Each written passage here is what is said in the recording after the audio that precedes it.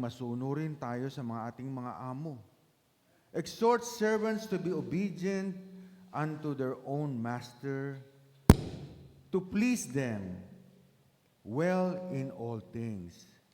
Sa mga matatandang lalaki at matandang babae, tayo magpigil, maging mahusay, mahinahon sa pag-iisip, magagaling sa pananampalataya, sa pag-ibig, sa pagtitiis. At sa mga babae na may mga edad, maging magalang sa kanilang kilos, hindi palabintangin, ni paalipin sa maraming alak sa mga guro ng kabutihan. At sa mga lalaki na mga batang kalalakihan at kababaihan, maging mahinahon din tayo. Iaral rin naman ang buong tao na sila'y mga magpakahinahon sa pag-iisip. At sinasabi rin sa mga lalaki at mga babae, dapat sa lahat ng mga bagay ay magpakilala kang ikaw ay isang uliran na mabuting tao at iyong iaral ang doktrina ay ipakilala mo na walang kamalian ang kahusayan. Ipikit ang ating mata, iyuko ang ating ulo. Panginoon, marami pong salamat dahil patuloy mo kaming binibigyan ng kalakasan kung paano maging isang huwaran, isang matandang lalaki o isang matandang babae o isang bata na lalaki o isang batang babae ay dapat magpakahinahon at dapat din na ayusin ang buhay. Dahil alam namin kami ay isang huwaran, kami ay magiging huwaran na binibigyan mo ng isang pangaral ngayong umaga. Panginoon, samahan mo ko, Panginoon, sa aking pananalita. Bigyan mo ko ng lakas ng loob kung ano ang iyong dapat ipahayag. Bigyan mo ko ng Holy Spirit na magbibigay sa akin ng kalakasan, Panginoon, para maihayag ko at masabi ko sa lahat ng nananampalataya kung ano man ang dapat kong sabihin na nanggagaling sa iyo. Panatiliin mo silang gising, panatiliin mo silang nakikinig, dahil alam namin ang lahat-lahat ng iyong mga salita ay makakabuti sa aming buhay. We ask you this through Christ our Lord. Amen and amen and amen. Palakpakan po natin ating Panginoon. Ayan. Napakaganda po dahil sasabi dito, sa mga katulong, madali naman po sabihin exhort servant sa mga katulong at tayo din po, bilang tayo ay katulong. Sabi nga dito, ako po ay isang katulong din. Katulong ako ng Panginoon para maghayag ng mga salita.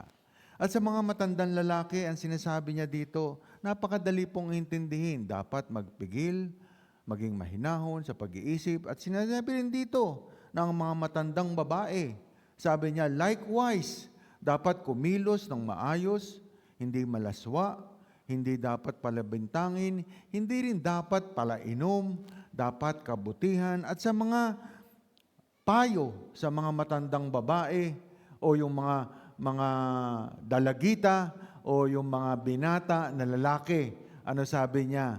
Dapat magpakahinahon kayo. Dapat alamin, ano sabi dito? Alamin nyo ang doktrina para hindi kayo maging corruptness. Sabi niya dito, hindi kayo magkasala. Napakadali pong intindihin. Pero alam nyo ba, tayo po, pinanganak tayong sinungaling. Will you agree? Maaring hindi. Pinanganak tayo na hindi tayo sumusunod. Pinanganak tayo, sabi nga dito, bakit Brother Harry na hindi tayo, pinanganak tayo na hindi sumusunod at hindi nakikinig?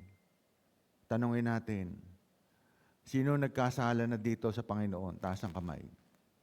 Oh. Kasi kung hindi tayo nagkasala, di dapat sumusunod tayo. Hindi rin tayo nakikinig. Bakit? Dahil hindi natin alam ang submission, willingness, and obedience. Sabi nga dito, alam niyo yun? Yung mga bata. Ito mo yung mga bata, kung nakikinig. Utusan niyo yan. Sabihin niyo, mag-urong kayo. Di ba? Mga bata pa lang. Sabihin mo, mag-urong kayo. Ano sabihin ng anak nyo?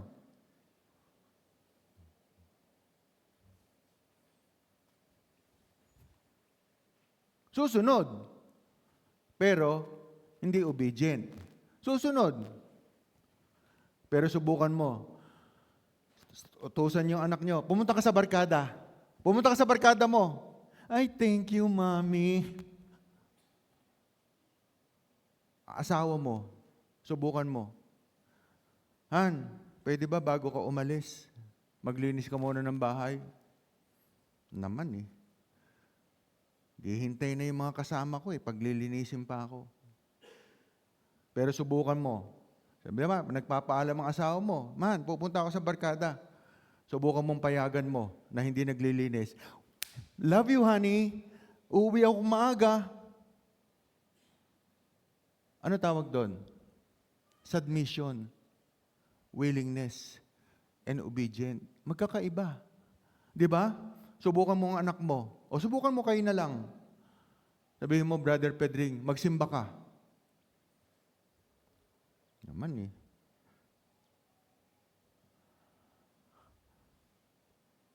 Di ba?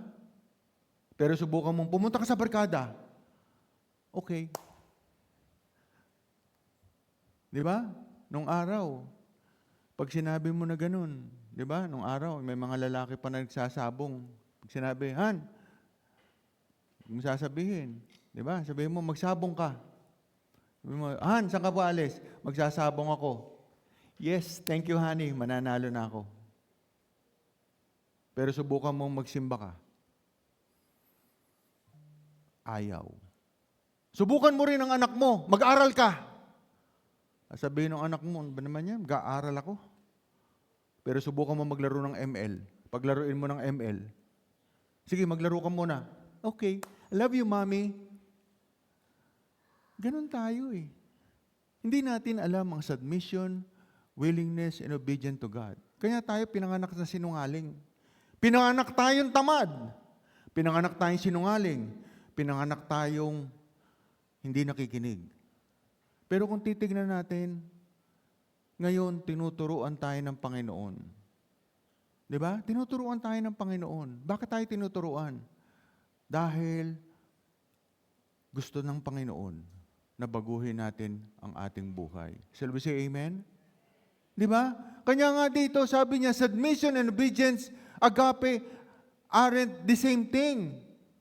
Sabi nga dito, naalala ko yung misis ko eh. Hindi niya ako, sabi nga dito, wag na yung misis. Kahit naman tayo eh, pagbago pa lang kasal, ano pakiramdam natin?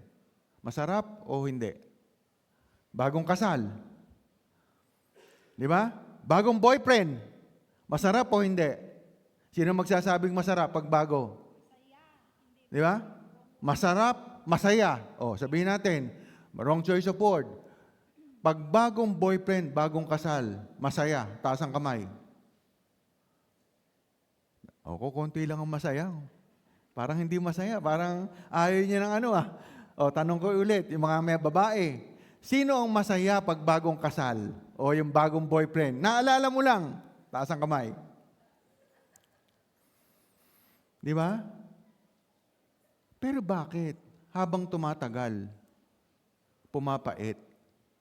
Di ba? Sabi nga dito, dapat alam mo to. To submit, sabi niya, agape means to serve out of love. To obey means to do exactly what someone says joy of doing, follow instruction in order. Sabi nga dito, bakit ganun? Pagbago ang sarap. Pagbago, agape. Pero habang tumatagal, nagiging peleo. Pumapasok ka na lang dahil para masabi na may trabaho ka. Umuwi ka na lang ng bahay para masabi na may asawa ka. Bakit ganon? Di ba? Mas maganda pa nga sa church eh. Sabi ko nga dito, Brother Pedring ako, nagsimula ako. Sabi ko, hindi ko maintindihan bakit tinataas ang kamay. Bakit kanta ng kanta? Bakit ganito? Pero the more na ako ay pileo. Pero sabi nga dito, ang naging buhay ko po bilang Kristiyano, pileo lang ako dati. Isa akong, dahil nando si Sister Lloyda, asawa ko siya eh. Pileo lang ako. Ano ibig sabihin? Obedient ako, pero hindi ako submissive.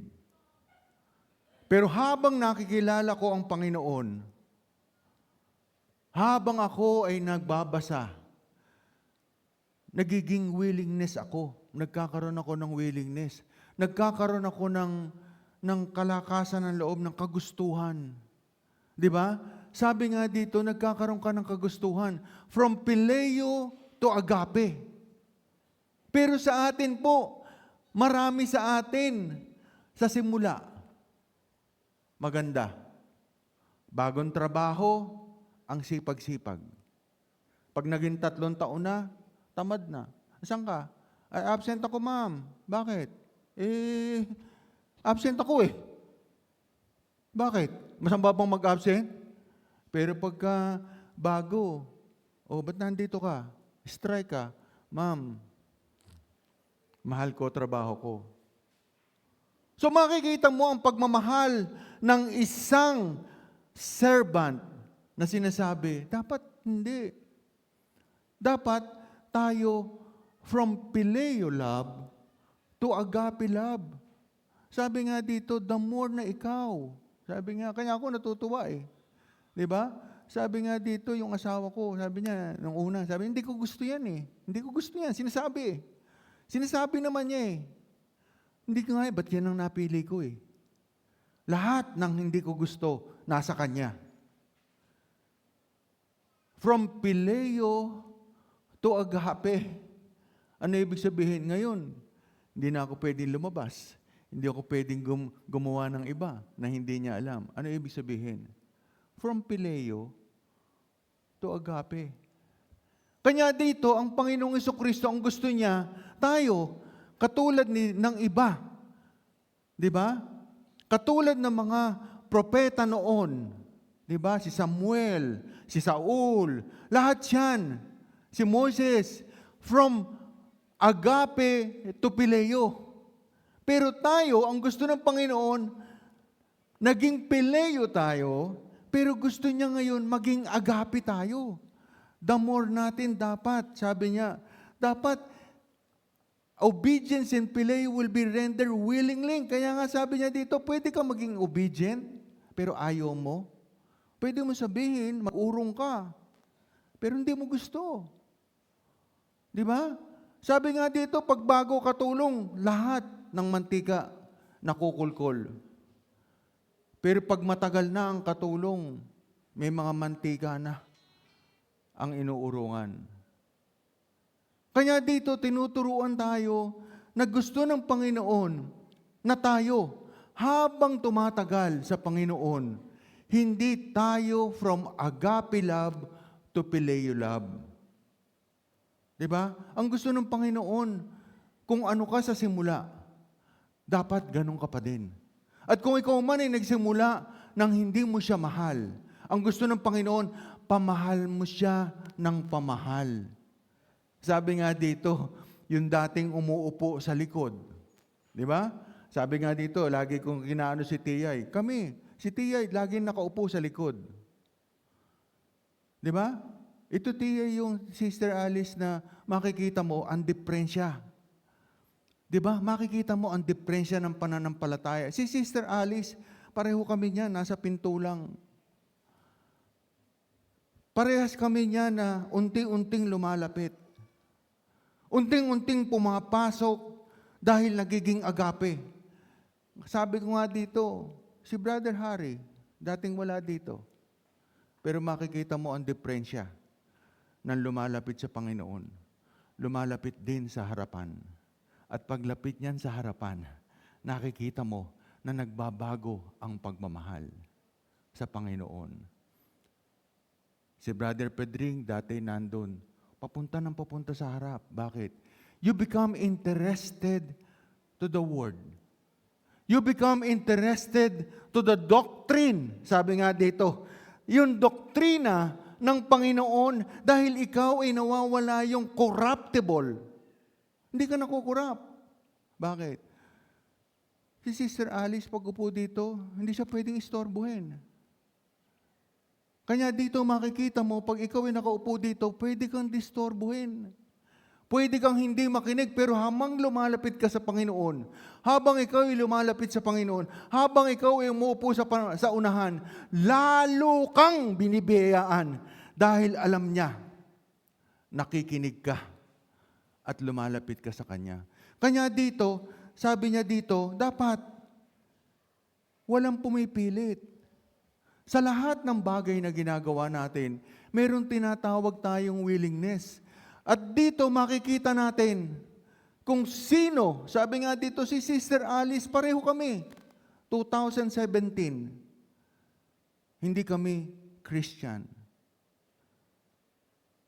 Pero habang tumatagal ang taon, we submit, gumigising na maaga, nagpe-prepare na sarili. Hindi ko nakikita si Sister Alice na hindi ko siya nakikita na hindi ko siya nakikita na para dayain ang sarili niya. Dahil alam natin, merong submission and willingness. Pero makikita mo yung obedient. Yung obedient, makikita mo, nagpupunta sa church, pero hindi nakikinig. Nagpupunta sa church, pero nakakatulugan. Nagpupunta sa church, pero lumalayo sa harapan. Lumalayo sa salita ng Panginoon. Kanya dito, makikita mo lalabas-pasok. Di ba? Makikita mo ang diferensya ng nananampalataya at mababaw na pananampalataya. Makikita mo ang agape to phileo. Dating nasa harapan, ngayon nasa likuran. Yung dating nasa likod, ngayon nasa harapan. Masisisi mo ba ang Panginoon kung sasabihin niyang may nahuhuli, pero nauuna? At masisisi mo ba ang Panginoon na nauuna, pero hinuhuli? Kanya dito, magkakaiba po. At ang biyaya ng Panginoon, hindi pare-parehas na binabato lang niya. Hindi pare-parehas na ang pangsalita ng Panginoon, binabato niya, kumuha kayo dyan, sasaluhin mo. Ang salita ng Panginoon, ang tao ang kumukuha. Ang tao ang pumipick up kung ano ang gusto niyang kunin na makakain dahil dito ay magpapalakas sa kanya at magbibigay sa kanya ng kalakasan sa lahat ng problema niya sa buhay. Kanya, ang nananampalataya, sila ang dumadampot. Hinuhulog lang ng Panginoon dyan. Hindi niya binabato kung kanino niya gustong ibato. Pero ang pangtao, ang hinuhulog ng Panginoon ang kanyang mga salita. At ang nananampalataya, ang pumupulot ng kanyang mga salita. Kanya dito, pag ang nananampalataya, kinukuha niya ang mga salita na nahuhulog dito, alam ng Panginoon, tutubo ang kanyang salita sa sino man na pumupulot at kumukuha ng kanyang salita. Sabi siya, amen? Kanya dito, yung sinasabi nga dito, yung proteksyon, katulad nga ni Sis. Di ba? Paano kang kakabahan kung papapasukin ka ng linggo? Sasabihin mo, hindi pwede. Bakit? Dahil ang iba ang pakikinig sa salita ng Panginoon at iba ang pagtatrabaho. Kanya dito, makikita mo, ilalaban mo. Kanya nga sabi dito, napakaganda po ng sabi nga dito, iba yung willingness, iba yung submission, iba yung obedient. Ang obedient nga, sabi nga, pwedeng gawin mo, pero ayaw mo. Pero ang submission and willingness, may ibang regalo. Di ba?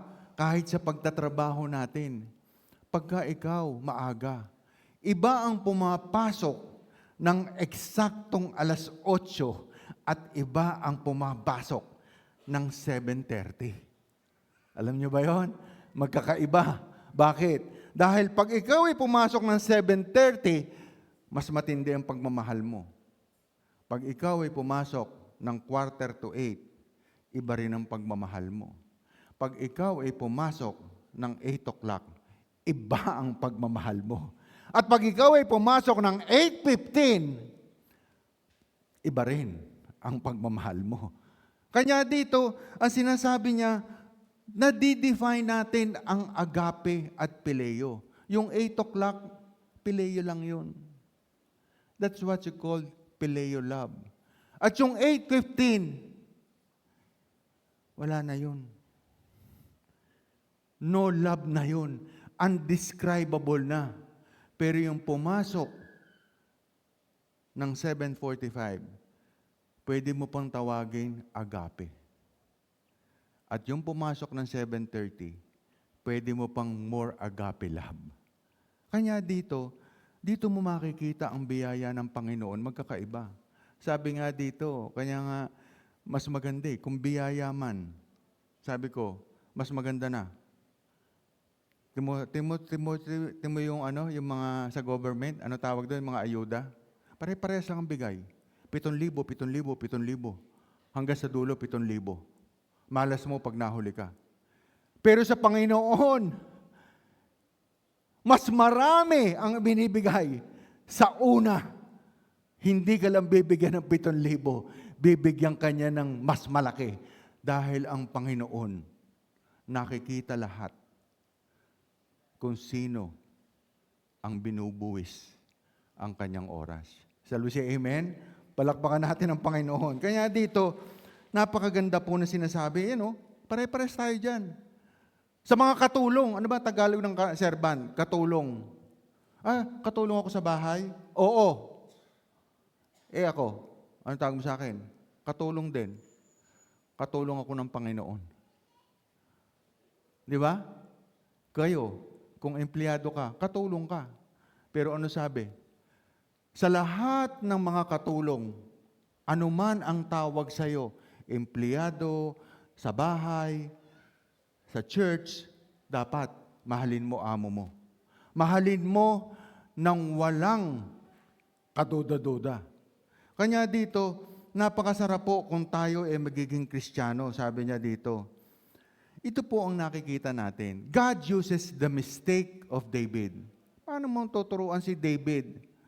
Di ba? Makikita mo si David. David, the unfaithful. Si David, paano mo i-discuss ang buhay na alam mo na unfaithful? Nangalo niya nga Si Solomon, kukuhanan mo ng aral. Bakit? Ano ba si Solomon?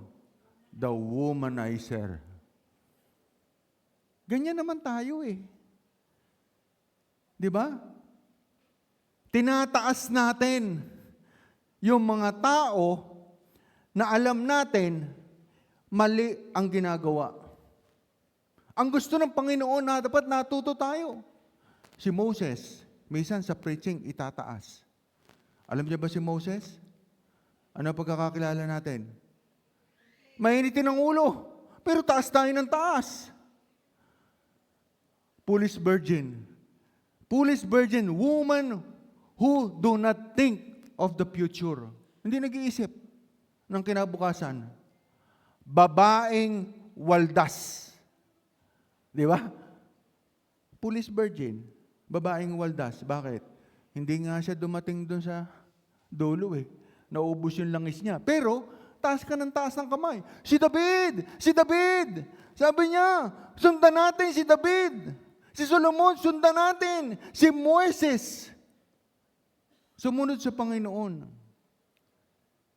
Sabi dito, paano tayo matututo? Di ba? Parang artista yan Sunod ka na sunod sa mga artista. Gustong-gusto mo si Sharon. Gustong-gusto mo yung mga ganito. Gustong-gusto mo ganito. Pag tinignan mo buhay, ang sama ng buhay. Bakit hindi mo sundin ang Panginoong Hesukristo? Bakit hindi mo siya sundin? Dahil ang Panginoong Kristo, walang kamalian, walang bahid, walang pagkukulang, sinasabi na niya kung ano ang totoo. Kanya nga tayo, bride of Christ. Bakit? Dahil lahat ng kanyang tinulungan, si David, tinulungan niya. Si Solomon, tinulungan niya. Yung mga wise virgin, tinulungan niya. Si Saul, tinulungan niya. Pero ano ginawa sa kanya? Walang utang na loob. Si Adam and Eve, may utang na loob? Wala. Bakit? Nakikinig? Hindi. Bakit? Ano sabi ng Panginoon? Lahat pwede. Wag lang to. Di ba? Ano ginawa niya? Lahat pwede. Wag lang to. Pero ano ginawa ni Adam and Eve? Kung ano yung ayaw, yun ang gusto. Ganun tayo eh. Kung ano yung ayaw, yun ang gusto natin. Kaya nga tayo nagkasali. Kaya tayo nagkasala dahil hindi natin inilalagay sa isip natin ang turo ng Panginoon. Kanya ang Biblia lumabas. Isinulat para saan?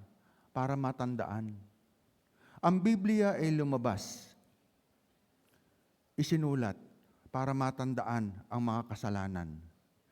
Ang Biblia ay merong second part, which is the New Testament. Lumabas ang Panginoon dahil ang gusto ng Panginoon, kahit sino pala, hindi ko pwedeng pagkatiwalaan. And this morning, ang sinasabi ng Panginoon, dahil tayo ay pinanganak, tayong iyakin. Sabi nga dito tinanong ko yung anak kong doktor Brother Jesse sa Amerika ba? Ako sa Pilipinas kasi, pagka bagong panganak, ano ginagawa sa anak? Lumabas. Ha? Hindi umiiyak. Ano ginagawa? Sa Amerika pala, hindi na pinapalo. Hinahayaan. Bakit? Pag magugutom daw yan, iiyak din Ba't mo kailangan paluin? Hindi naman matigas ang ulo niyan. Pag lumabas yan, paliguan mo, sabi ng anak kong doktor, paliguan mo lang pa. Tingnan mo kung may pulse. Tingnan mo, madidinig mo yan. Labas mo lang yung bata Pero sa Pilipinas, only in the Philippines, paglabas, hahagupitin na. Sabi nga, ay, ang sarap. Yung pala, pepe, paglabas, hanggang doon na lang. Sabi niya, pa, hindi ko nga maintindihan, bakit yung iba, papaluin pa. At ganun din sa Biblia, bakit kailangan pa? Napaluin ka para magkamali ka, pag nagkamali ka. Dapat pabayaan mo na lang. Kanya nga tayo, pinanganak tayo na iyakin. Bakit? Paglabas pa lang, Brother Pedring, wala pang ginagawa yung anak, pinapaiyak na. Alam mo ba, ang unang natuturuan ng bata, lagi, no. Mas marami ang bata na no, kaysa sa yes. Pare-pare tayo may anak. Sabihin mo, anak, gawin mo to. No. Sabihin mo, anak, gawin mo to. No. Kukunti lang ang nagsasabi ng yes. Kanya dito ang sinasabi niya, na di sumusunod, pero nagdadabog. Jesus remind us this morning na dapat baguhin natin ang ating ugali. At dapat pag binago natin, tayo mismong mga magulang ang unang magbabago. At hindi yung anak natin. Kanya nga mahirap pasunurin yung anak Paano susunod yung anak? Kung nakikita naman sa magulang. Di ba dapat? Tayo muna ang magbago. Itama natin ang dapat itama. Kanya nga dito, huwag mo sabihin, sinabi ni Lord, na di mo naman ako in-inform. Kasi yan ang mga kadalasan Ang sinasabi kasi ng mga nananampalataya, hindi mo naman ako in-inform. Di ba ganon? Pagka yung tao, nahuli mo na bawal, ang sasabihin na lang, Brother Harry, ay hindi ko alam. Hindi ako na-inform. Ano ka ba? Ano ka ba? Bakit di mo alam? Di ka na-inform. Kanya nga dito, malungkot ka. Pag ang isang Kristiyano ang sasabihin, hindi niya alam na mali ang magnakaw. Di ba? Mana pa yung ibang relihiyon. Bakit? Yung ibang relihiyon, sandali lang eh. Okay. Pero nakakalungkot pag ang isang Kristiyano hindi alam ang tama at mali. Bakit? Hindi mo ko in-inform o di ka lang nakinig. Kanya nga dito, ano sabi dito? Basahin natin. Ang layunin ni Pablo sa pagsulat at pagtuturo kay Tito, ay upang matiyak na ang pamumuno at pamumuhay ay naitatag sa Krete.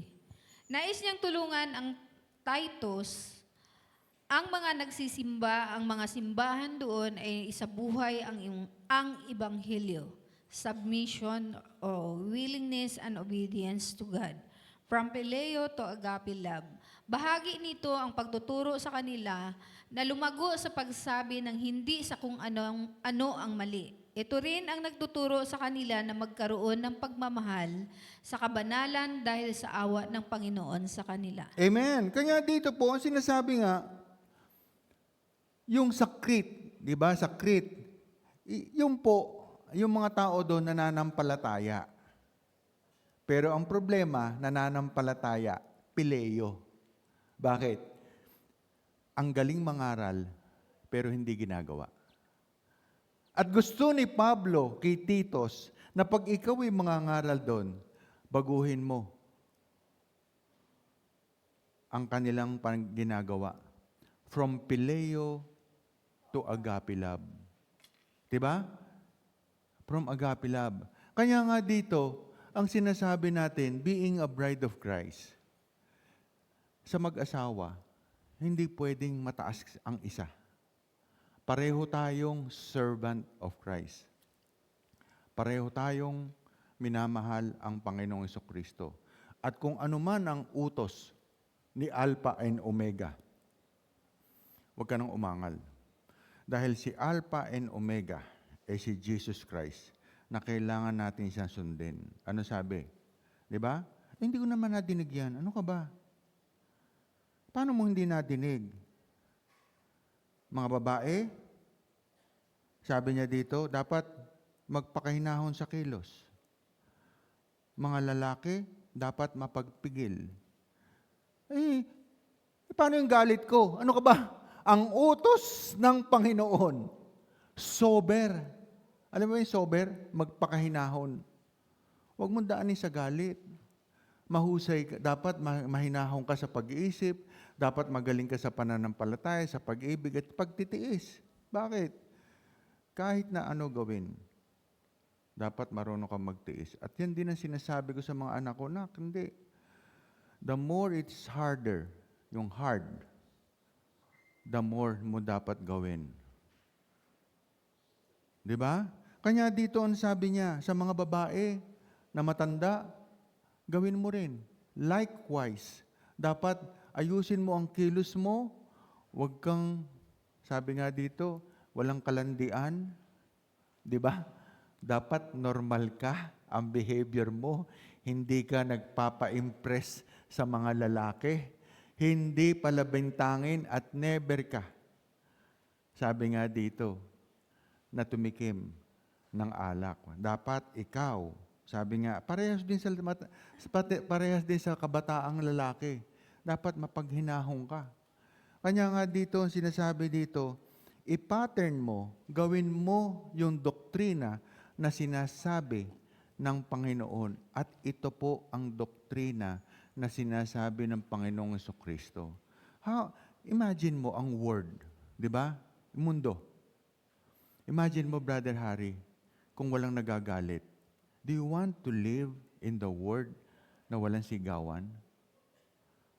Di ba, siguro napakasarap. I cannot imagine myself na doon sa langit, pag ikaw ay mamumuhay sa langit, wala nagagalit. Di ba? Napakasarap. Para bang dito hindi eh. Hindi nagkasundo eh. Kanya nga dito, even sa Senado, even sa Kongreso, pag nagsalita, lagi may verses. Laman ng laman si Lord. The Bible says, John, Matthew, ganito. Pero pagkatapos basahin, away na. Kanya nga dito, sabi niya, wag mong gagawin. Di ba?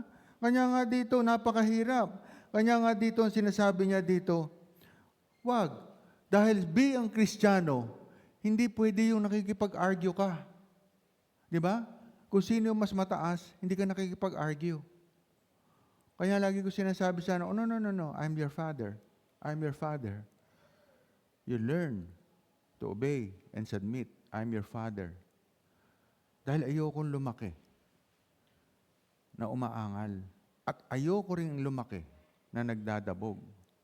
Bakit? Pinanganak tayo nagdadabog. Pinanganak tayong nasira ang buhay. Palagay ko, kung hindi po nasira ang buhay natin, palagay ko, wala tayo dito.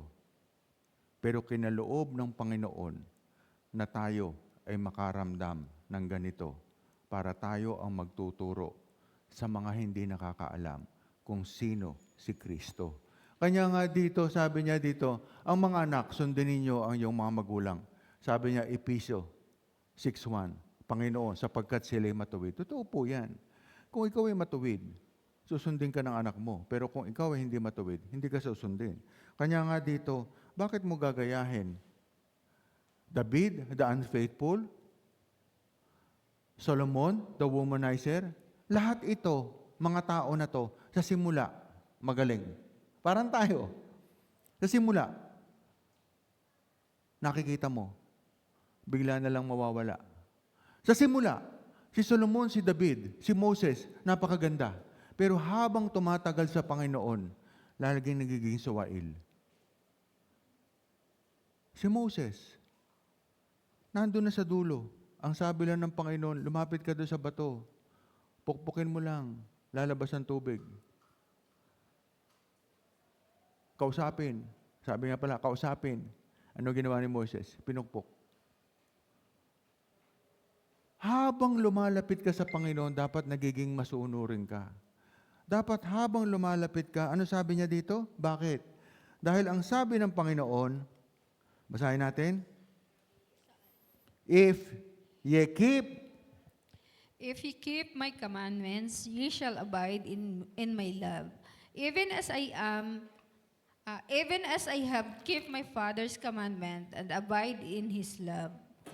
Kung tinutupad ninyo ang aking mga utos, ay magsisipanahan kayo sa aking pag-ibig, gaya ng aking pagtupad ng mga utos ng aking Ama, at ako'y mananatili sa kaniyang pag-ibig. Ako'y hindi ninyo hinirang, ngunit kayo'y hinirang ko. At aking kayong inihalal upang kayo'y magsiayon at magsipagbunga, at upang manatili ang inyong bunga, upang ang anumang inyong hingin sa Ama, sa aking pangalan ay maibigay niya sa inyo ang aking mga pangako. Amen. Kanya nga dito, sinasabi dito, kapitan mo lang Panginoon. Sabi ko nga dito, napakasarap. Di ba? Si Brother Roldan, ginaganon ng Malabon. Yung Malabon. Ang pananampalataya po din sa Malabon, kung titingnan mo history, ginaganon eh. Kanya ang dami nalalaglag eh. Pero si Brother Roldan, isa, sa kahit na anong kalog, nandito pa rin sa atin. Di ba? Hindi bumibitaw. At dahil siya ay from Phileo love to agape love, lalo niyang minamahal ang Panginoon. Ngayon nagsasalita na dito. Ano nangyari sa kanya? Wala lang. Yung mga anak niya, they are so blessed. Yung mga anak niya, nagpapakasal, nakatapos ng pag-aaral, nagagawa ko ano. Diba? Blessing yan ng Panginoon. Diba? Si Sister Alice, pareho kaming wala dito. Diba? Pero sa patuloy naming pananampalataya, Marami na ako nakikita na patuloy na bibiniyaan ng Panginoon na hindi mo alam. Bakit? Si Sister Alice, makikita mo, yung anak niya, nasa Australia, nasa US, wala naman siyang ginagawa. May ginagawa siya pero hindi kapos. Kapos ang kanyang kakayahan at hindi niya kayang gawin kung siya lang. Pero they are so blessed. Kanya dito, ang pananampalataya natin sa Panginoon, di ba? Hindi man tayo binabayaran. Hindi man kami katulad ni Sister Alice na binabayaran, pero binabayaran tayo sa Panginoon sa ibang paraan. At katulad din ni David, dahil hindi niya mabayaran si David, dahil gusto man niyang magtayo ng templo, ayaw niya. At tayo din ay parehas, kami rin ay parehas na nagkasala sa Panginoon. Hindi natin pwedeng sabihin, pwede ba to Lord? Pwede ba to Lord? Ano sabi sa amin ng Panginoon? Hindi na. Hindi ko sa inyo ibibigay. Ibibigay ko. Kanino? Sa anak. Kanya dito, nagiging masigla. Bakit? Nababayaran ka kanya dito, hindi ka man nababayaran personal sa iyong kasalanan dahil pinagsisisihan mo at patuloy mo pinagsisisihan, pero ang mga anak mo, bigay ng bigay ang Panginoon. Hindi niya mapigil. Bakit? Dahil hindi tayo umaasa sa 7,000 na ibibigay. Ba't ka sasama doon? Ba't ka sumasama sa 3,000, sa 5,000 na binibigay? Ayuda kung ano-ano. Ano ginagawa natin? Patuloy tayo nagnanampalataya sa Panginoon dahil ang pagbibigay ng Panginoon, alam mo, sa totoo lang, yung anak ni Brother Roldan, di ba? Yung anak mo, saan nakatapos? Lasal ba? Di ba? Lasal lang. Napakamahal ang tuition fee dun eh. Ha? Scholar. Ano binigyan ng Panginoon? Utak. Utak, pero hindi binibigyan ng pera. Anak ni Sister Alice, pumunta ka sa embassy, denied ka. Wala ka naman titulo eh. Wala ka naman pera eh. Denied ka. Bakit? Pero ang Panginoon, pag ang Panginoon ang tumulong sa iyo, pikit ang mata nung kakausapin. Nakapapasa nang hindi mo alam. Bakit hindi mo kikilalanin ang Panginoong Jesucristo sa kanyang pangako? Wala ka nang magagawa. Wala na kami magagawa. Ako, sinasabi ko na, wala na akong magawa eh. Kahit pagsisihan ko, magsosorry ako sa mga ex ko. Ay, sorry ex, love kita noon. Pero may asawa na ako, hindi ko kayang balikan yun. Lahat ng ex ko. Baka hindi matapos ang taon sa dami. Hindi naman. Konti lang. Di ba? Oh. Di ba? Yung alam nyo. Pero yung alam ko, madami. Pero Brother Jesse, hindi ko na kayang mag-sorry. May mga asawa na rin eh. Baka mamaya magalit pa sa akin, sino yan? Di ba? Ganun yan. Lalapit ako, nasasabihin ko, sino yan? Dati kong boyfriend, baka barilin ako. Ba't ka nandito? Magsosorry ako sa kanya. Bakit? Para saan? Para saan ang pagsosorry mo? Kasi nahalikan ko siya. Bastos ka. Magsosorry ka pang kapal ang mukha mo. Di ba? Hindi na ako makakapag-sorry. Ang sorry ko sa Panginoon. Bakit? Pagharap ko sa Panginoon, hindi ko kasama ex ko. Basta ang importante, hindi ko na sila kinakausap. Katulad ng bisyo ko, wala na akong pagpapahalaga dahil ang pinagpapahalagahan ko, ang Panginoong Hesukristo. Sabi say amen? Walang saysay na mag-sorry pa ako. Tapos na. Kanya dito, ang sinasabi niya dito, ang pangako ng Panginoon, ano sabi ng Panginoon? Keep my commandments. Abide. Huwag mong gayahin si Moses, huwag mong gayahin si David, huwag mong gayahin yung Phileo love. Ang gusto ko, agape love. At yung agape love, yan ang tinitignan ko. Dahil ikaw, nagbubuwis ka, katulad ni sister, hindi pinagpapalit ng linggo. Dahil sa salita ng Panginoon, may kalakasan ka na naman. Tingnan mo, hindi pinabayaan. Di ba? Tinanggal lahat. Tinira ka, sis. Sino nasa likod nun? Baka naman iniyakan mo ng iniyakan. Baka mamaya pag kasi po may anak ako, huwag mo akong tanggalin. Ha? Hindi ba ganun ang ginawa mo? Di ba? Yung mga iba may kaartehan eh. Wala po akong mapapuntahan, wala akong Ano ka ba? Sa Panginoon, sis, hindi mo kailangan makiusap. Dahil ang Panginoon, nakikita ang ginagawa mo. Nakikita niya ang pagmamahal mo. Di ba? At siya, kanya yung sinasabi sis kanina na hindi mo kaya, hindi pwede. Sabi nila, kung kaya nung iba, kaya mo. Sabi siya, amen? Di ba? Bakit kaya mo? Dahil ikaw ay kabiyak ng Panginoon. Paano mo hindi makakaya? You're more than, di ba? Phileo love. Your agape love.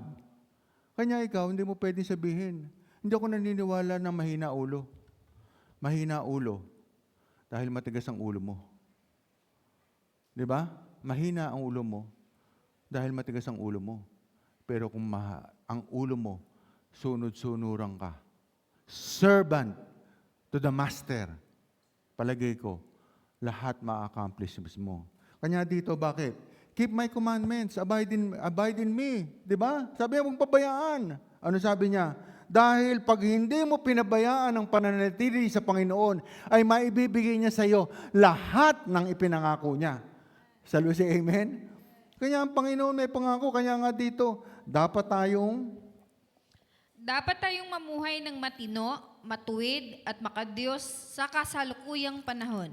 Ang salita o graces, ang biyaya ay nagtuturo sa atin kung paano mamuhay sa kasalukuyang panahon. Amen. Kanya dito, sis, the more ka binibigyan ng graces, tinuturuan ka niya. At kung ikaw man binibigyan ng challenges, sabi mo kanina, challenges yun eh. Ano pipiliin ko? Sundin ko amo ko? Yan, nakita mo diferensya? Sundin ko amo ko, papasok ako ng linggo? O sundin ko si Lord? Na hindi ako papasok at siya papasukan ko. Kanya sa ating pong buhay, ang biyaya ng Panginoon, dito, may 500 pesos ka. Di ba? Pero walang kasiguraduhan, sis, kung tatagal ka. Nakita mo diferensya? O, tama-tama yung pagiging ano mo dito eh. Dito, 500 pesos, kung hindi, para kang si Judas. Bakit? Pinagpalit mo ang Panginoon sa 500 pesos. Pero nanatili ka na hindi ka Judas. Pinagpalit mo ang pera sa Panginoon. O ngayon, tinanggal yung ilan ang kasama mo doon. Ilan ang kasama mo tinanggal? 5. Ang tinira, siya lang. Ang biyaya, tinuturo sa iyo na lalo kang lumapit sa Panginoon sa ating kapanahunan. Alam mo yan? Di ba? Tinuturuan ka ng Panginoon sa ating kapanahunan na ang biyaya, pag binibigay sa iyo, lalo mo siyang kapitan sa ating kapanahunan. Bakit? Ano pa sabi niya? Tuloy mo. Ang biyaya ay binibigay ng Panginoon sa karapat-dapat at hindi random na pagbibigay. Amen. Di ba? 6 kayong magkakasama. Di ba? Tingnan mo, kung random yon, 6 kayong magkakasama, yung 5 tanggal na lahat. Bakit hindi ibinigay doon sa iba? Ano nakita kay sister? Dahil alam niya, ang Panginoon, may nagmamahal sa kanya ng agape love. Kanya dito, patunay na ang biyaya ng Panginoon ay hindi binibigay sa lahat. Binibigay lang niya sa malalim na pananampalataya sa Kanya. Di ba? Sige, tuloy natin. Dapat tayong mamuhay ng matino, pagpipigil sa sarili, tungkol sa ating sarili. Titus 2:2-4. Dapat tayong mamuhay ng matuwid tungkol sa mga tao sa ating paligid. At dapat tayong mamuhay ng makadiyos ang seryosuhin ang Diyos tungkol sa ating Diyos. Amen. Kanya dito, yun ang pagpapakita, sis, na seryoso sa'yo. Hindi mo pinagpalit ang Panginoon sa barya. Di ba? Hindi mo pinagpalit. Di ba yung iba nagbibigay ng ayuda pag linggo? Pastor, hindi ako papasok. Bakit? Meron akong Teka muna. Binigyan ka na. Alam mo ba yon? Sis, kung pinagpalit mo sa 500, hindi ka nabibigyan ng Panginoon. Tingin mo, bakit hindi ka bibigyan? Nakuha mo na eh. Di ba? Nakuha mo na eh. Kinuha mo na yung 500 at pinagpalit mo yung ibibigay sa iyo ng Panginoon na mas malaki. Katulad nga sinasabi kay Brother Roldan, sabi ko nga, huwag mo na akong bigyan. May edad na ako eh. Ibigay mo na lang doon sa anak ko. Lahat. Dahil alam ko, yung anak ko, mahaba pa ang laban. Kanya dito, ang pamumuhay Ayon sa doktrina at banal na kasulatan ay nangailangan ng pagsasanib ng mga turo ng Biblia sa pang-araw-araw na buhay. Na nangahulugan ng aktibong pag-aaral ng Biblia upang maunawaan ang salita ng Diyos.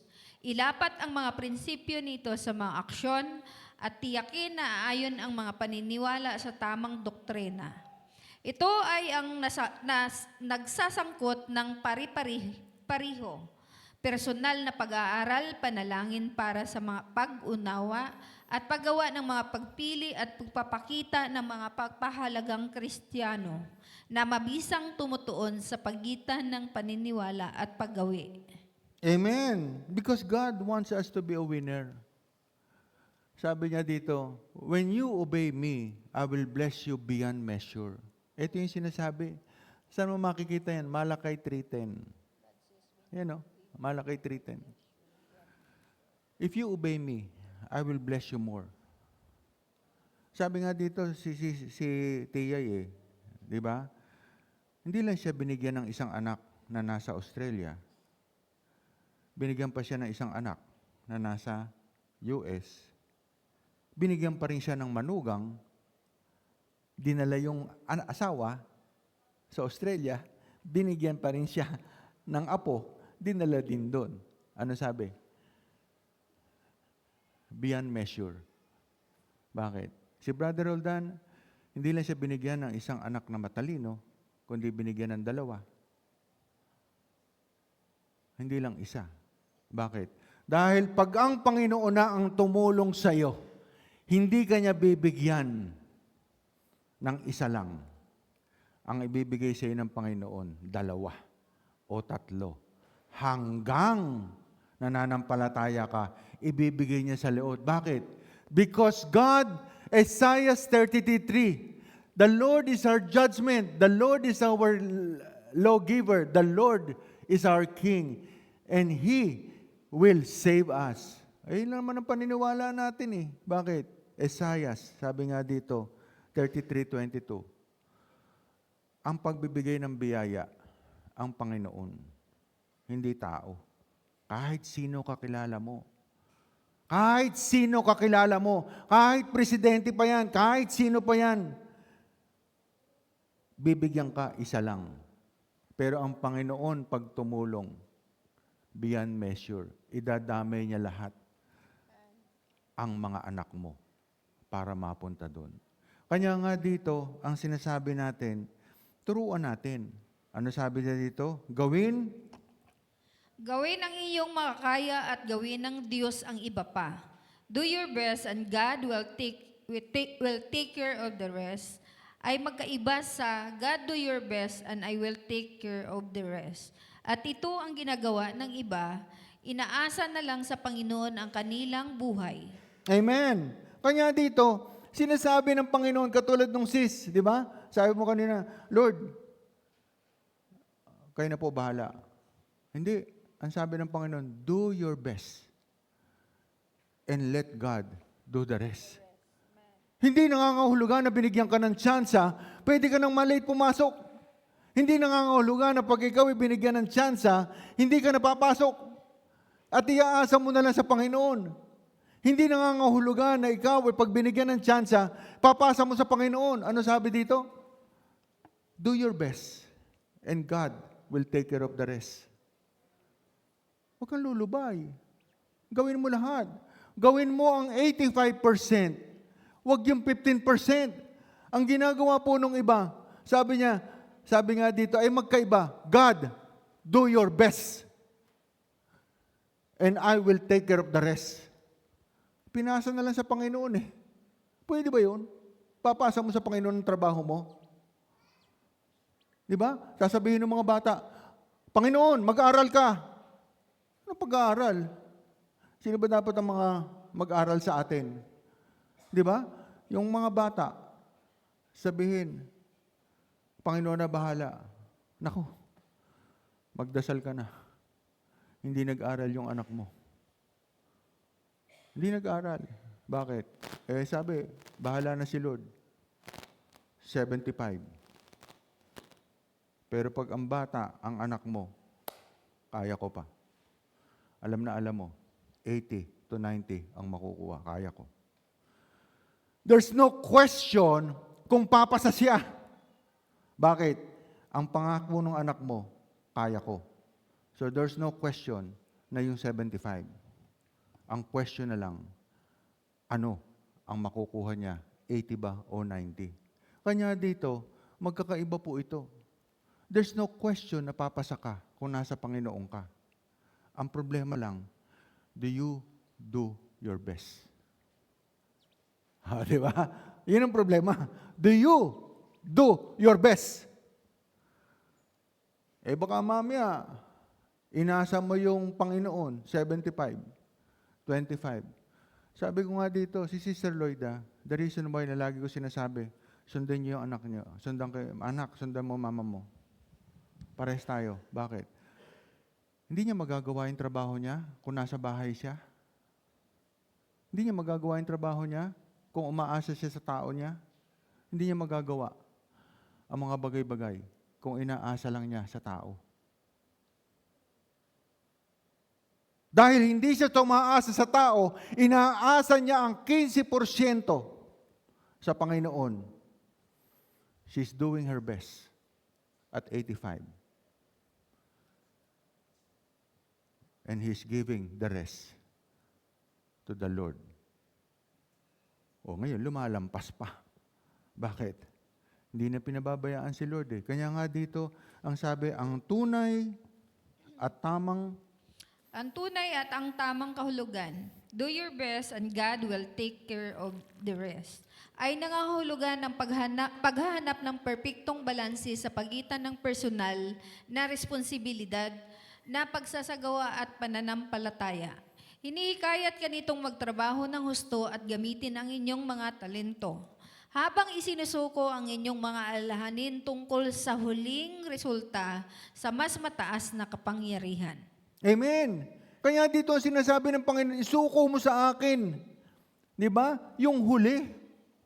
Hindi mo isuko sa akin ang lahat. Ano sabi niya dito? Hinihikayat ng tao ngayong umaga ay magtrabaho ng gusto at gamitin ang buong talento. Ang buong pag-iisip, ang buong lakas. Habang isinusuko mo. Sabi nga dito, nervous ka ng nervyos, hindi ka naman nagtatrabaho. Nervous ka ng nervyos, pero wala ka namang ginagawa. Nervous ka ng nervyos, wala ka namang ginagawa. Ano sabi dito? Wag. Gawin mo ng gusto. Kaya sabi ko nga sa iyo, gawin mo ng gusto, makipag-usap ka. Sabihin mo lang sa kanila, sinabi sa Biblia. Di ba? Sabihin mo lang. Di ba? Sinabi sa Biblia, sa Titus 2:9. Di ba? Servant, follow your master. Sabihin mo, pangaral mo. Pangaral mo ang turo sa Biblia na kung ikaw ay susunod sa kagustuhan na hindi ka nabubulong-bulong, makukuha mo ang resulta. Ako ganun lang eh. Pangaral mo. Pangaral mo ang sinasabi ng Panginoon. Di ba? Pakita mo na ikaw ay nandun sa lahat ng oras. Sa lahat ng oras, nandun ka, tatanungin ka, meron kang sasabihin. At wala ka na ituturo, kundi ang sinasabi niya dito, do your best, and God will take care of the rest. Simple.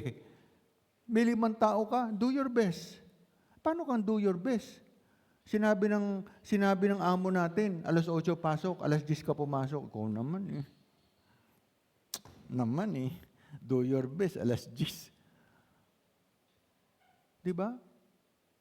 Do your best, kasabay mo pumasok. At hindi ka na-nervyusin. Bakit? Wala kang ginagawang mali. Ang pinapangaral mo lang kung ano ang sinasabi ng Panginoon. Ano sabi? Do your best, and God will take care of the rest. Masama ba yun? Di ba? Gawin mo lang. Binigyan naman tayo ng mga sinasabi. Di ba? Sa sales, ganun eh. Ito sasabihin mo, ito sasabihin mo, ito presyo sasabihin mo, ito presyo sasabihin mo. Gawin mo lang, sabihin mo lang. Huwag kang nervyusin. Bakit? Hindi ka nanghihingi ng pera. Because binibigyan ng kalakasan ng loob ng Panginoon. Lumakas ang loob mo. Bakit? Hindi tayo nagnanakaw. Hindi tayo nanghihingi. Di ba? Ginagawa natin yung karapat-dapat. Kaya nga dito, ano sabi dito? Magbabago Magbabago sa iyong buhay. Responsibilidad mo ang pagpapakita at pagpapakita, paghahanda at pagbibigay ng 100% sa pagsisikap. Inaasahan ng Diyos ang kasipagan at pagsusumikap sa halip na katamaran. Kapag nagawa mo na ang lahat sa inyong kapangyarihan, dapat mong bitawan ang pagkabalisa. Hindi mo na rin makokontrol ang bawat pangyayari o kahinatnan. Kaya mabuting pagkatiwala ang iba sa isang banal na plano. Tinutulungan ng Diyos ang mga tumutulong sa kanilang sarili o ang katahimikan ng paggawa ng husto habang nananampalataya sa isang mas malaki, gumagabay sa puwersa. Amen. Kanya nga dito, halimbawa ko nga eh, wala tayong magawa tiyay. Pero ang puwersa ng Panginoon, binibigay natin. Dinadasal natin, pinipilit nating dasalin, ginagawa natin ng paraan, di ba? Kami, pag nagpayo, ay anak, wala, dasal ka lang. Di ba? Do your best. Be confident. When you're there, be confident of yourself. Huwag kang mahiya. Be confident because God is with you. Bakit? Dahil hindi tayo nagkulang sa pagdadasal. Baka mamaya, pati ikaw, kulang sa pagdadasal eh. Di ba? I don't think na ibibigay kay Tiyay kung siya nasa likod na upuan. Totoo lang, Tiyay. Ako, hindi rin ibibigay sa akin kung hindi ko tinatayuan ang pangangaral. Dahil alam ko, ang ginagawa namin na pag-upo sa harap, pagtayo dito, ang Panginoon ang nagbabayad. Shall we say amen? Di ba, Brother Harry? Tayo, binabayaran na. Bakit? Pag chinek-up lang yung check-up, kumuha ka ng blood chem, Brother Jesse, pag nakita mo, borderline, masaya ka na eh. Masaya. Ay! Di ba? Pag sinabing borderline, masaya ka na. Pero pagka nakita, over ka ng 4%, bari, cholesterol mo, over ng 10%. Ang sugar mo, over ng 20%. Ninenervous ka na. Di ba? Ninenervous ka na. Pero dahil pag ikaw nasa Panginoon, i-borderline lang niya. Thank you, Lord. We don't ask for more. Hindi niya pwedeng pabalikin na maging bata ka, na magresulta ka ng mas mababa sa borderline. Kanya tayo, bilang tayo nananampalataya, di ba, Tiyay? The more. Sabi ko nga dito, baka si Tiyay, kung pwede lang dito umupo sa harap para madoble pa, gagawin niya. At gagawin ko rin, kung pwedeng araw-araw, manilbihan sa Panginoon. Bakit? Dahil nakikita ko ang resulta na ibinibigay. Dahil pag nakita mo, sis, yung resultang binibigay, kanya nga sinabi natin sa kanya, yung mga grasya na binibigay sa'yo, the graces and the things that you're given, kumbaga ng Panginoon, dapat nakikita mo dahil tinuturuan ka. Di ba? Tinuturuan tayo. Tinuturuan tayong magpasalamat. Kanya nga dito, habang ikaw ay binibigyan ng grasya, the more ka nagpapasalamat at the more you offer yourself to the Lord. Kanya dito hindi pwede nakakanta ng malamya. Bakit? Ino-offer mo sarili mo eh. Pagkanta, pagtayo dito, ino-offer mo sarili mo. Kaya nga sabi ko doon sa anak ko, anak, you need to give your best. Every time you sing, hindi ko naman lahat matuturuan eh. Pwede lang ako magsabi na do your best. Pero ang pinaka nasasakupan ko lang para sa akin, yung anak ko na 2. And every time you sing, anak, do your best. Say the word loudly and clear. Di ba? Bakit? As if you're singing to the Lord Jesus Christ. Kanya dito, ang isang Kristiyano,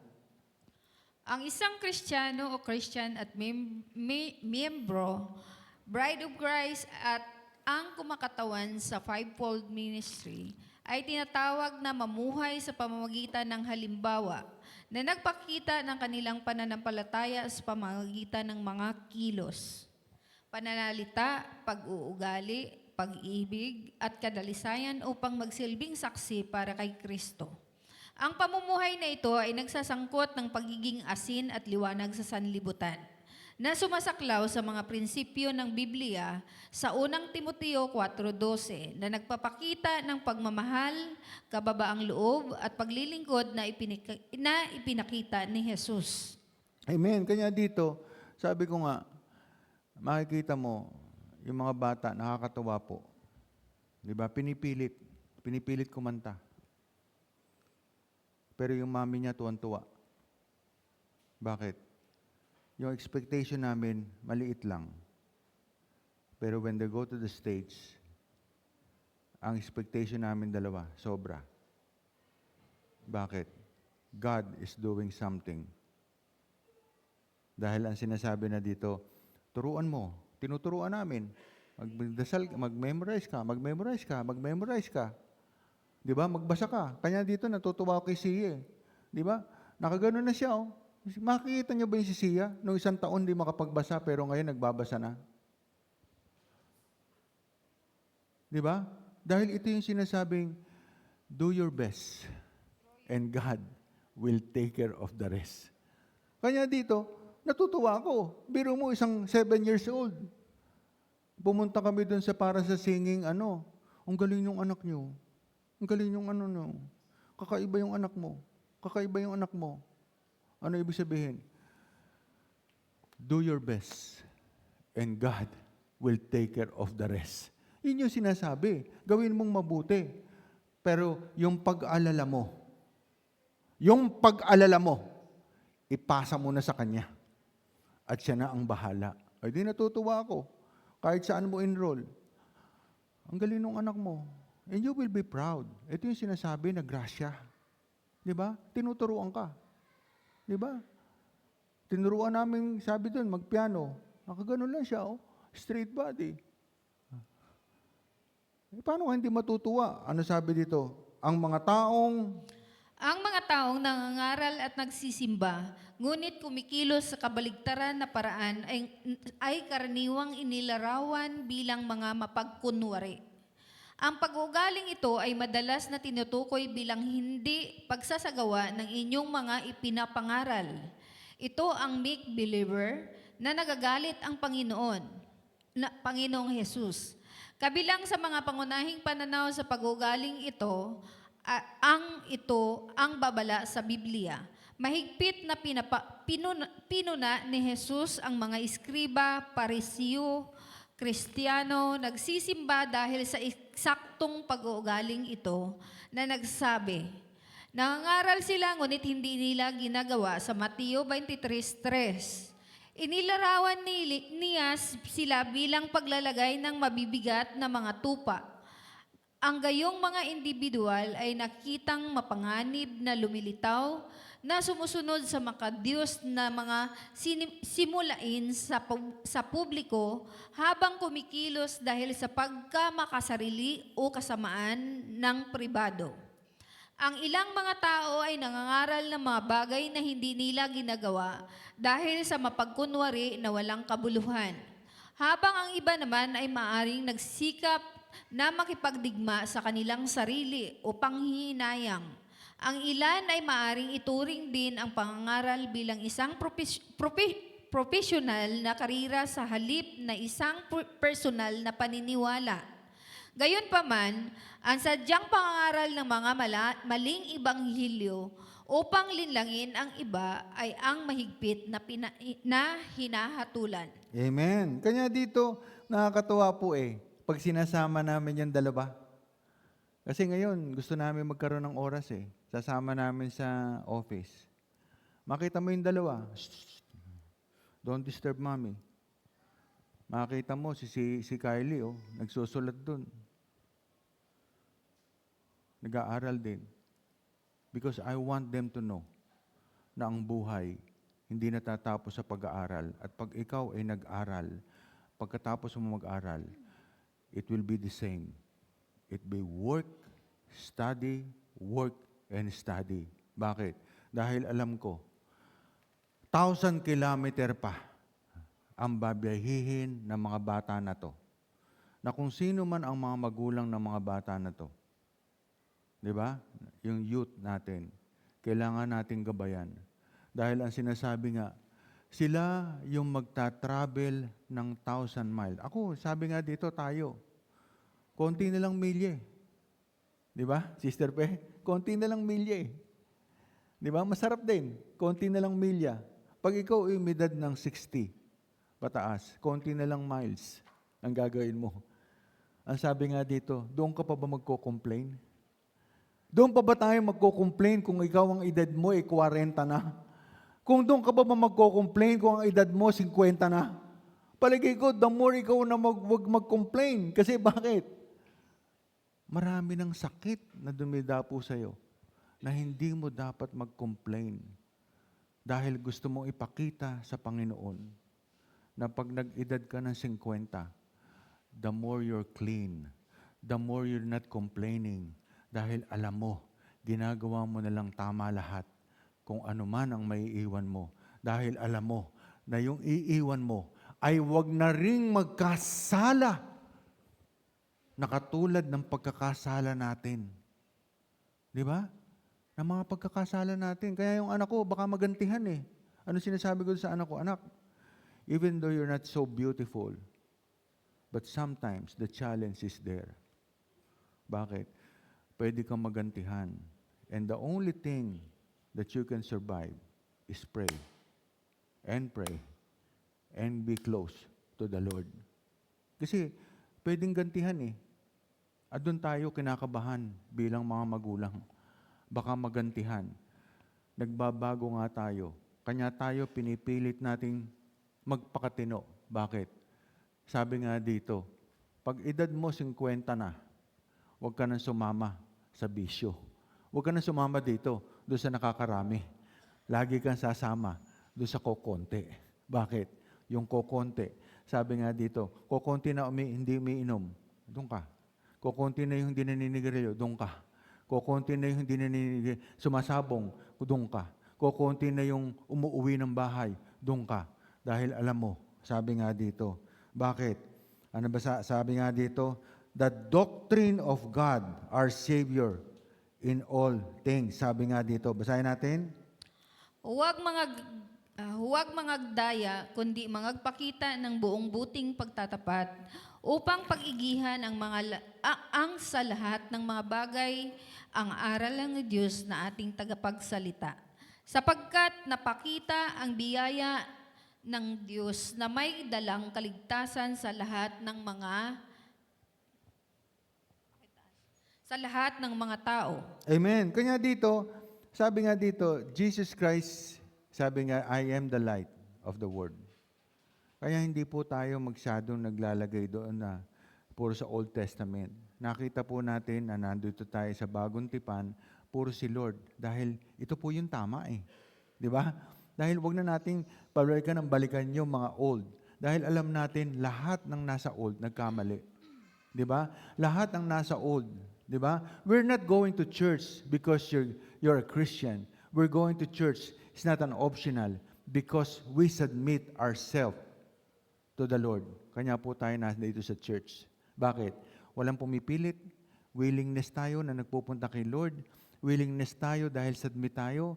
Dahil tayo po, pilagi tayong dapat masigla sa Panginoon at walang pumipilit. Sabi nga dito sa Titus, tingnan mo, teaching us that denying ungodliness and worldly lust, we should live soberly. Sabi nga dito, naalala ko lang, di ba? Alam niyo ba to? Ang sinasabi ng Panginoon, yung Israel, alam mo, nagsimula lang lahat kaguluhan natin. That was, kailan ba yun? Yung sinakop, Brother Pedring, ng mga Hamas ba yun? Pumunta sa Israel. Habang yung nasa Israel, nagpa-party. Ayan po, memorable victim attacks in music festival. Nagkasimula po ang kaguluhan natin nung pong nagkaroon ng maling ginagawa sa Israel. Ano sabi niya? God's plan for us is always the best. Sometimes the process is painful and hard. Don't forget that when God is silent, He is doing something for you, for us. Nung nagkaroon po ng pagtatakwil ng mga taga-Israel na sila ay naging worldly. Naging worldly na po eh. Bakit? Nagpa-party na eh. Nagda-drugs na. That was siguro mga ilang years ago, after pandemic yata yun, nagkaroon po ng kaguluhan at ito po ay sinakop. Sunod-sunod na ang paghihirap sa ating buhay. Dahil yung mismong pinili niya ng mga Israel, sila pa yung nagpapakita ng hindi pagsunod. Ano po ang sinasabi sa Romans 8:28? When God is silent, He is doing something for everybody. Dahil dito po, pag meron kang maling ginagawa, huwag mong asahan ang Panginoon tumatahimik. Ito po ang nakakatakot. Ang paggawa ng kamalian ay hindi nangangahulugan ng Panginoon pinababayaan ka. God is doing something. Dalawang bagay lang po. Pwede kanyang gisingin o pwede kanyang pahirapan. At tayo po, bilang Kristiyano, ano gusto nyo? Gisingin o pahirapan? May gusto ba kayo doon? Wala. Wala tayong gusto. Wala tayong gustong pahirapan tayo. Diba? Kanya tayo po, bilang Kristiyano, ayaw nating maging makamundo. Sabi nga ni Brother Roldan, ayaw natin maging makamundo. Ayaw nating sumama sa mga tao na makamundo. Kanya tayo, ayaw natin, when God is silent, He is doing something good or bad. Pero ang alam ko po, mas gusto ko na tama ang ginagawa mo. Kasi pag tama ang ginagawa mo, you have the protection of the Lord. Shall we say amen? Diba? Ito yung sinasabi na pag tama ang ginagawa mo, you have the protection of the Lord. Kabahan ka pag ang Panginoon nakita na mali ang ginagawa mo. Nakita ng Panginoon na ikaw ay peleo lang. Nakita ng Panginoon na ikaw dati ay hindi, sabi nga, pileo dahil ikaw ay nasa agape love na, pero naging pileo ka at lahat ng pagmamahal ng Panginoon, ng mga grasya, binaliwala mo. Bakit? Dahil ikaw ay nagkaroon ka na ng pamumuhay ng sanlibutan. Kanya po dito, ang Romans 8:28, huwag kang papasigurado. Kanya po tayo, when you feel, di ba, na ang Panginoon tahimik, magdasal ka, Lord, tingnan mo ko, gabayan mo ko. Dahil mas gugusto mo ang proteksyon kaysa ikaw, pahirapan ka niya. Di ba? Kanya po dito, sabi nga dito, Di ba? Basahin natin. Na nagtuturo sa atin upang upang pagtanggi natin sa kalikuan at sa mga kahalayan ng sanlibutan, ay marapat mabuhay tayong may pagpipigil at matuwid at banal sa panahong kasalukuyan ng sanglibutang ito. Amen. Kanya dito po ang sinasabi niya, hindi po nagpigil ang mga Israelita. Hindi sila nagpigil. Bakit? Masyado na pong worldly. Nagda-drugs na ang mga babae, kung ano na ginagawa. Kaya dito po nagsimula eh. Nung nagsimula ang gera sa Hamas, di ba? Yung binaan na yung Palestinian, doon na sunod-sunod na eh. After nung naggera, yung Palestinian, pumunta na po sa Russia. Tapos pumunta na rin sa Iran. Kanya dito, when God is silent, He is also teaching us na tayo pong mga pinili. Huwag niyong gagayahin, huwag niyong gagayahin, I will protect you. Dahil ang sabi niya sa John, I will give you everything that you want. Dahil yan pangako natin kung susunod ka lang sa akin. Kanya nga dito, ano sabi niya? 13? Titus 2:13. Nahintayin niyang mapalad na pag-asa at ang pagpapakita ng kaluwalhatian ng ating dakilang Diyos at tagapagligtas na si Hesukristo. Amen. Kanya nga po dito, kailangan natin yung pagdadasal. Ngayon po, alam mo, sa atin po, sabi nga dito ni Sis, pahirap ng pahirap.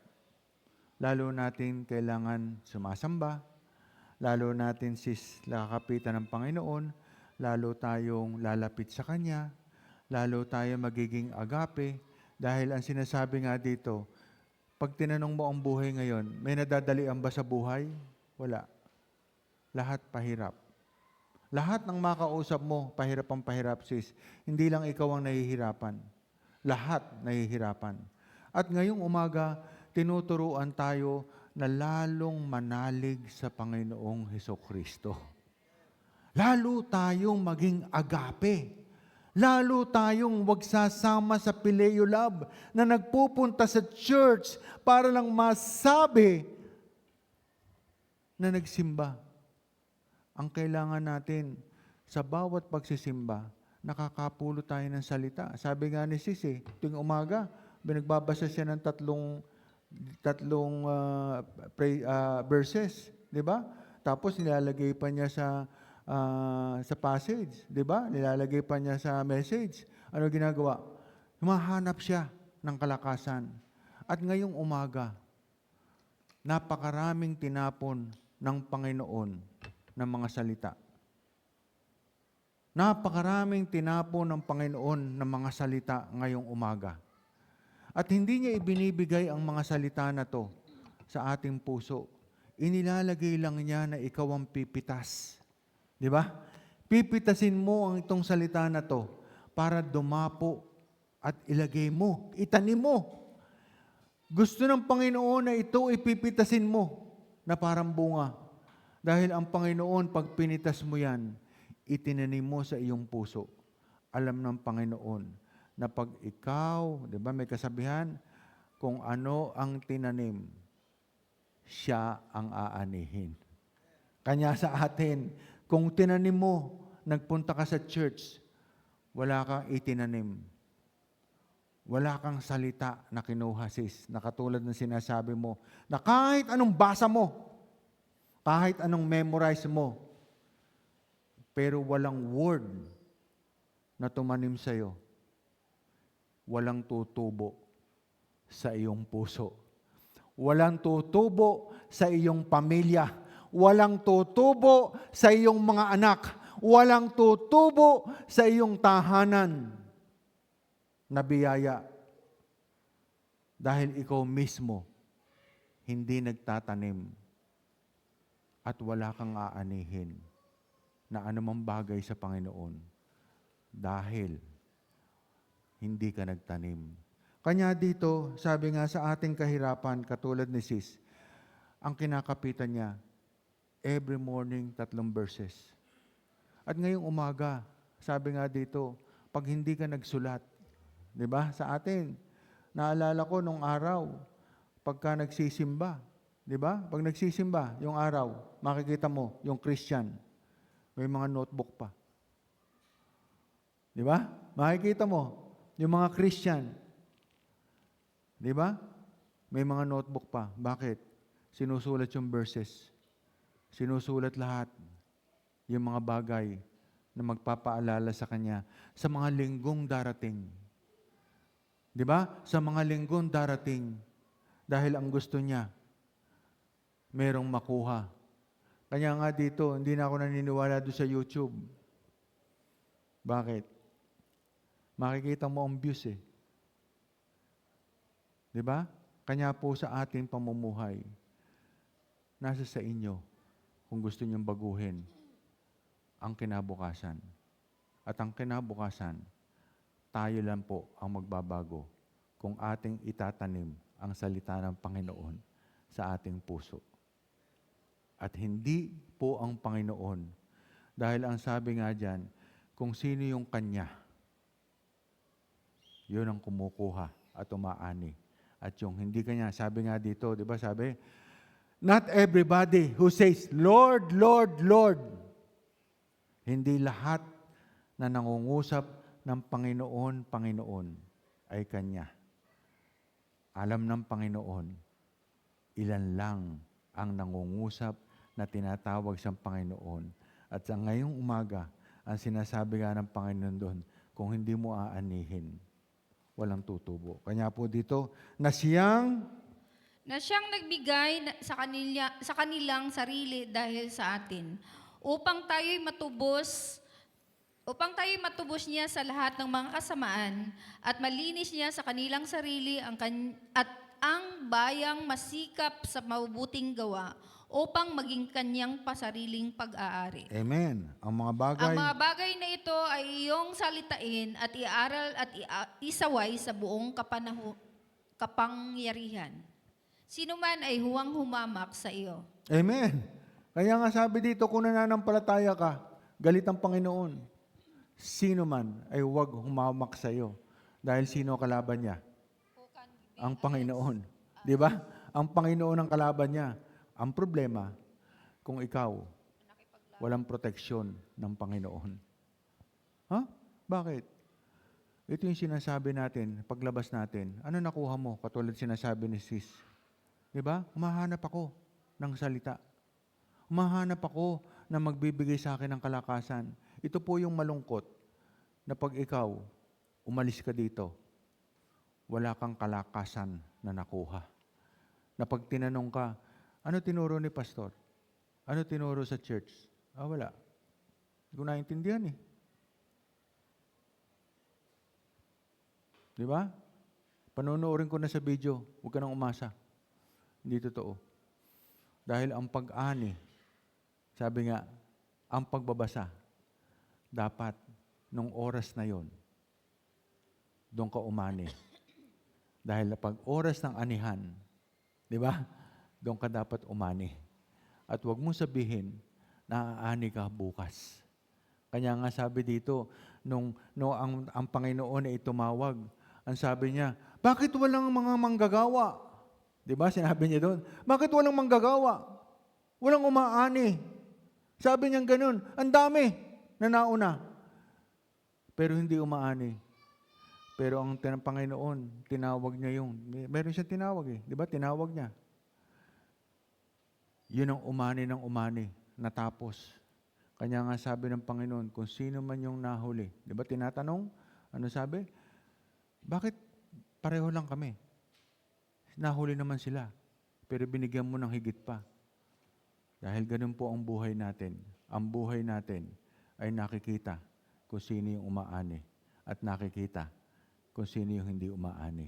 Dahil ang buhay at ang ating pong kinabukasan ay nakasalalay sa Panginoon sa ating pag-ani, sa pagtatrabaho. Kanya nga po sa atin, bawal po sa Kristiyano ang tamad.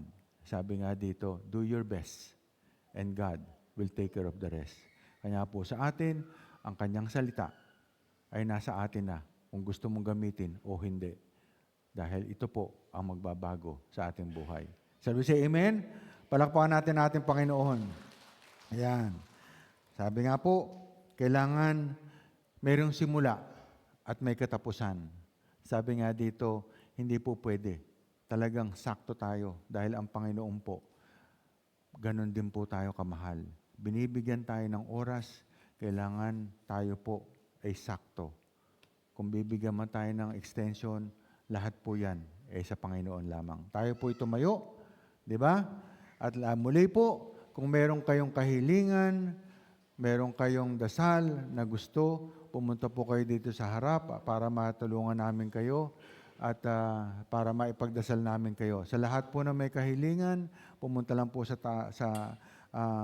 harap o kung sino man yung may kaarawan na ayaw niyang pabanggit, pumunta lang po dito at atin pong pagdadasal.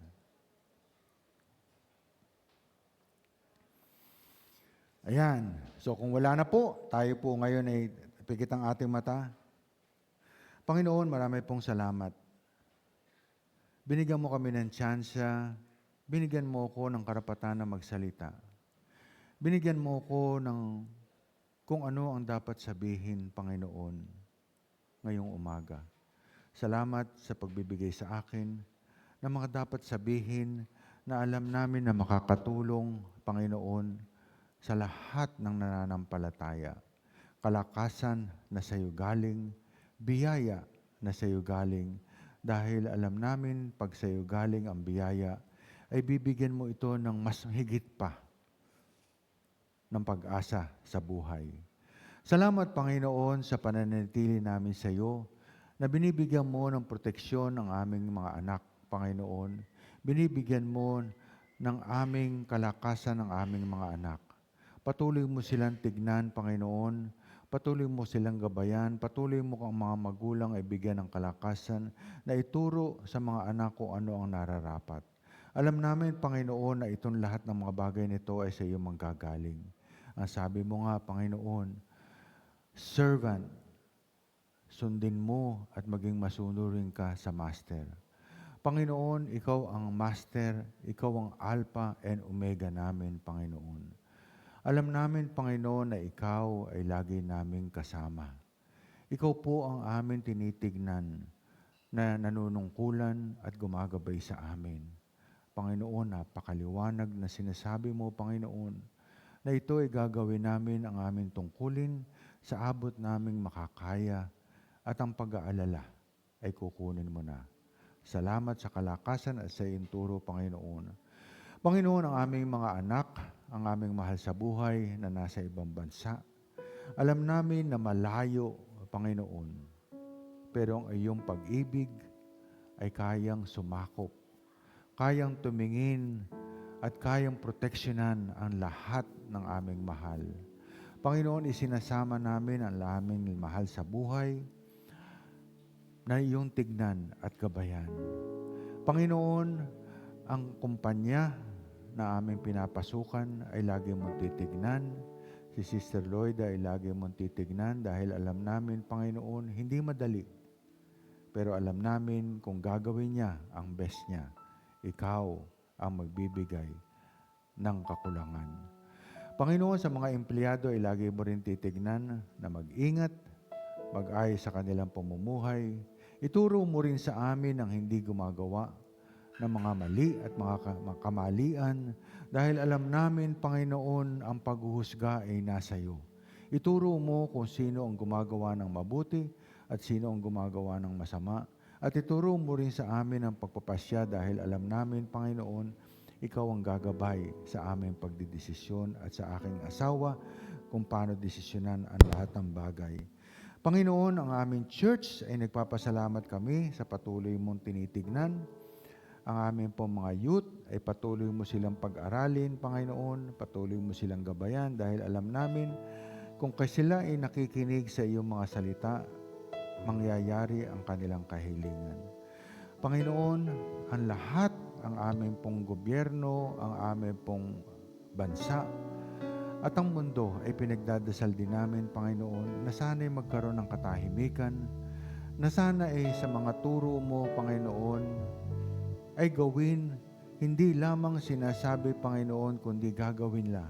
At kung sino man ang bumabanggit na Lord, Lord, Lord, At sino man ang bumibigkas na yung mga verses, Panginoon, na ginagamit sa mali, ay turuan mo sila, Panginoon, na gamitin ng tama.